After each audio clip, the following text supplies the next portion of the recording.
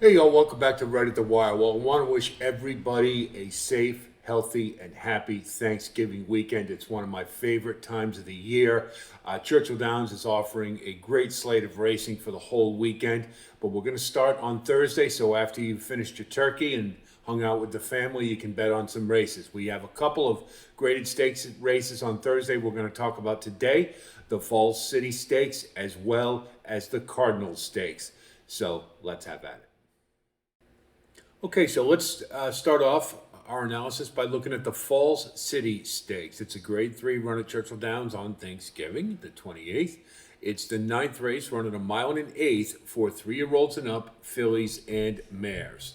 And you look here, and the first thing to note, of course, is that there's no confirmed front runner.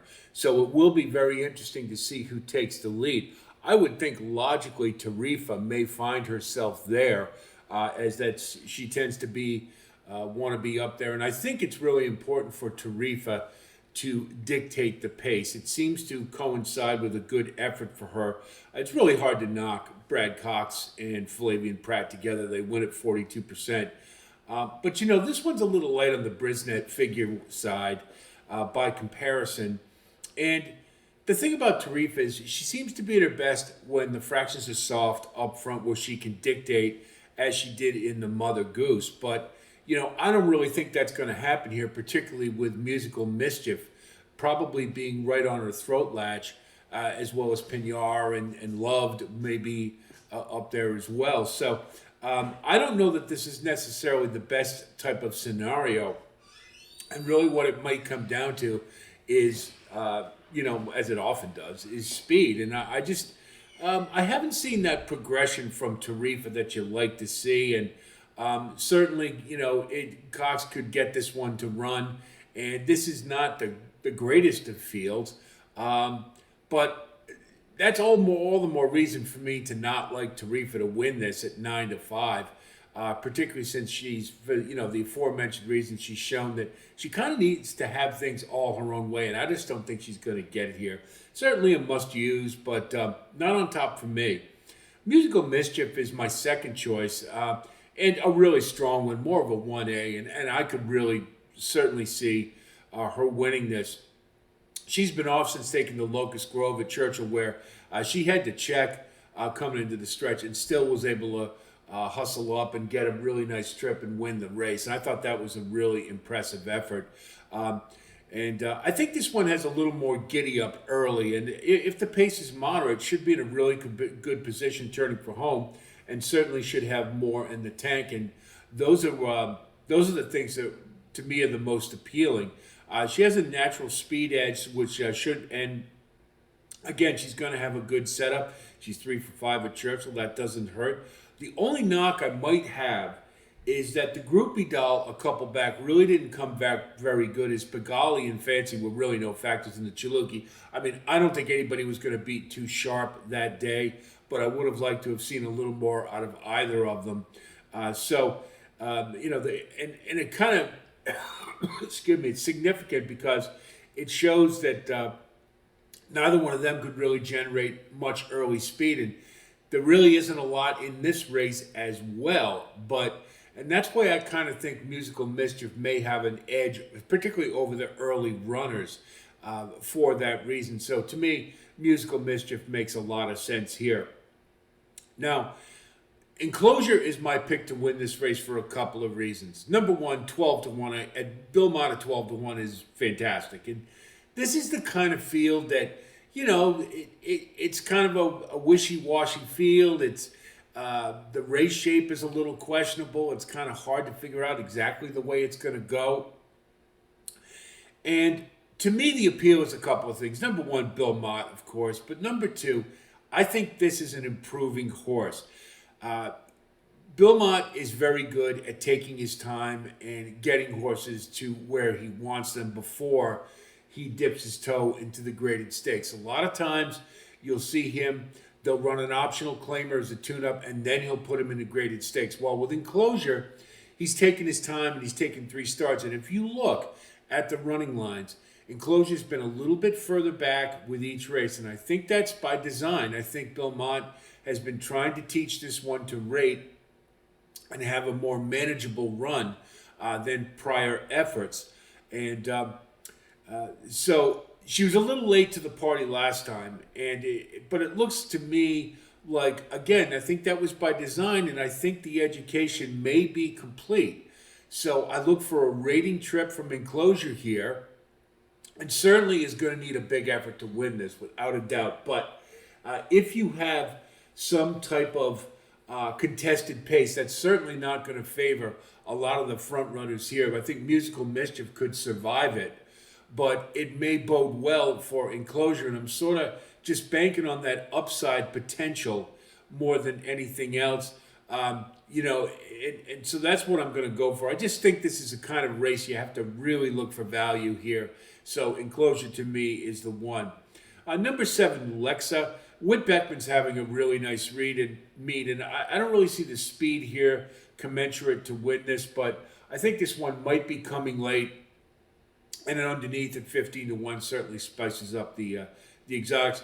Kind of the same thing with Neon Icon. Not as excited because this one really just leaves herself with way too much to do late.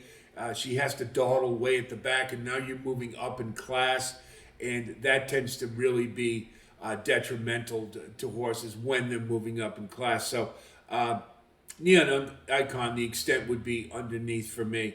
Now let me just talk about Loved. I've never really been keen on this horse. This one just never seems to get there, and there's a couple of really big knocks. Number one, the Locust Grove really didn't do very much running, and secondly, she's faced some good class. I mean, I don't want to, she has bad class. That's true, but really more than anything else, it's just the way she runs. You don't see that. I don't see that killer instinct. I also don't see anything late from this horse, and at 3-1, I just can't get excited about this horse, and I don't see the progression at the end of the year that you like to see for 3-year-olds. For me, I'm going to let Love beat me. She's a toss for me. So we'll look at our wagering strategy. I'm going to go with Enclosure at 12-1, and then we'll do staggered exactas. We'll Dutch. We'll go with 5-4 being our primary, and then we're going to have one with Tarifa at 5-2, and then we'll put Tarifa and Musical Mischief on top with Enclosure as a saver. Trifecta, we'll do this pretty much the same thing. We'll have Enclosure on top with 2-4 with 1-2-4-7, and then we'll do 2-4 on top with 5 with 1-2-4-7. Should be a really interesting race. I think there's this is a very competitive rendering of the Fall City, and pretty good betting opportunity. Hopefully we'll get some value with Enclosure and make for a nice reward on Turkey Day. Did I just say Turkey Day? Shoot me now. I hate that expression. I can't believe I used it, and I apologize to anybody who was irked by it. You were just as irked as I am now, so sorry about that. Anyway, let's take a look at the Cardinal Stakes. It's a Grade 3. It's running on Thanksgiving at Churchill. It's the 11th race, running 1 1/8 on the turf for 3-year-olds and up, fillies and mares. And once again, you have a very similar type of setup that you do in the Fall City. You don't have a confirmed front runner. You've got a couple who somebody may pretend to be one on this day. Of the horses who are possible heirs to the lead, I think Dreaming of Mo would be very logical. The lack of the pace, the early pace, is really the appeal here. Dale Romans, as we've talked about, he loves to send them. He did with Madeline's Promise in that race at Churchill last weekend, as we thought he might.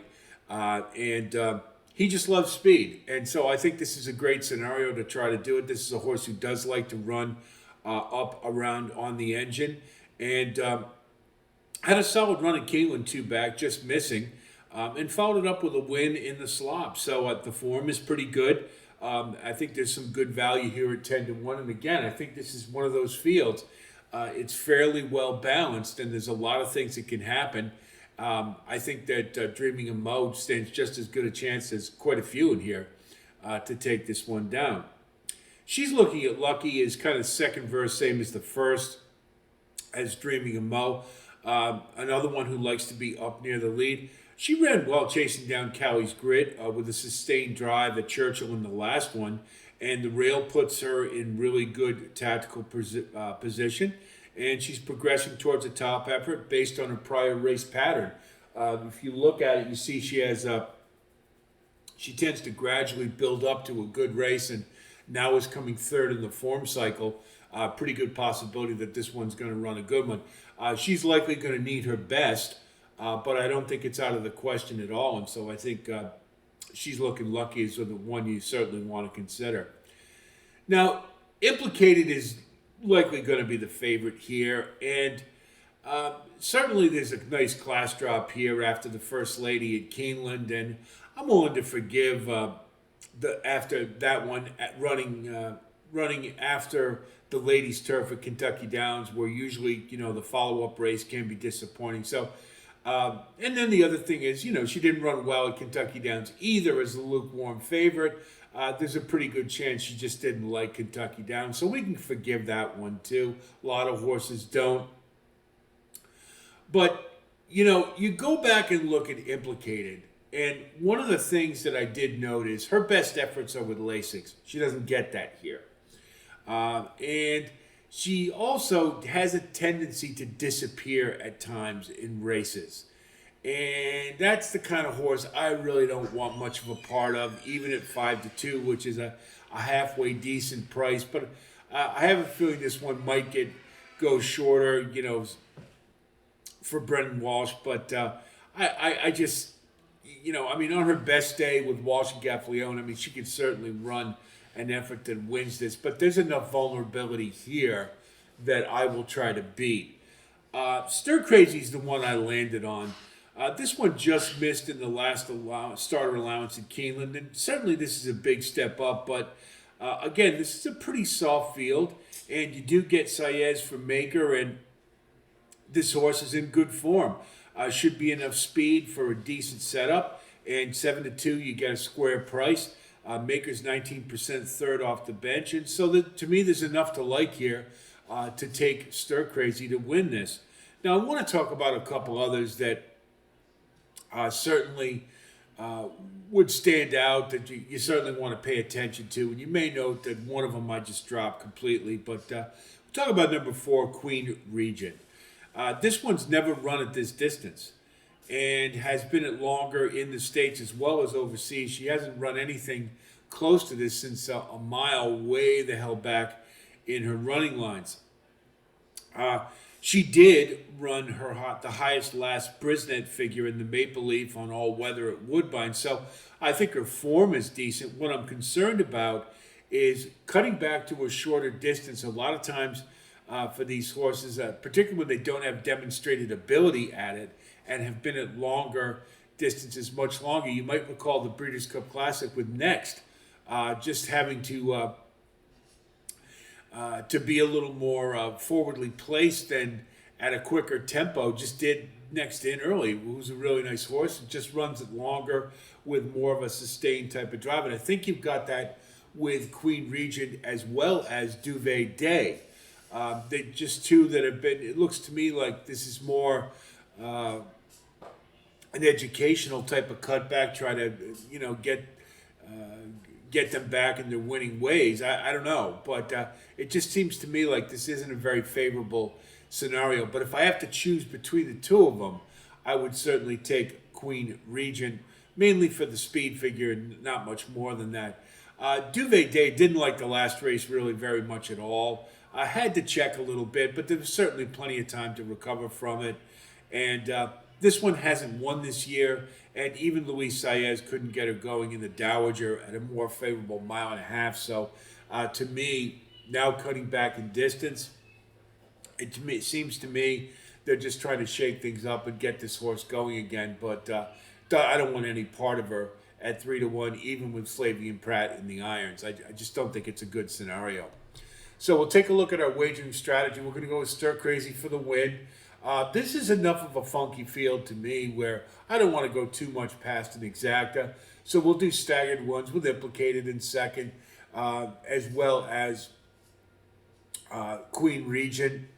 And then, you know, and I mean, this will be more about the odds. That's right now what it looks like, and then we'll just do a saver with 7 on top with 4, 6, 10. This one looks like a not a race I really want to sink my teeth into unless I can get some really nice odds, and I don't know how likely that is. But I really, more than anything else, to me, implicated is a bet against. Let's just put it that way. Maybe can get up for second, but I likely would want to have more of an odds favorable exact, and maybe like Queen Regent and Dreaming of Mo. That to me maybe a little more favorable. So as you can tell, it's a race I'm not real excited about, but it is Thanksgiving and it is an opportunity to bet. So there you have it. So I hope our analysis helps you with your own wagering strategy, and I wish you the best of luck on Thanksgiving and for the whole weekend, of course. We got much more content for Thanksgiving weekend coming up, as well as the stakes races on Friday and Saturday. So be on the lookout for that. I'll talk to you soon, and until then, be well.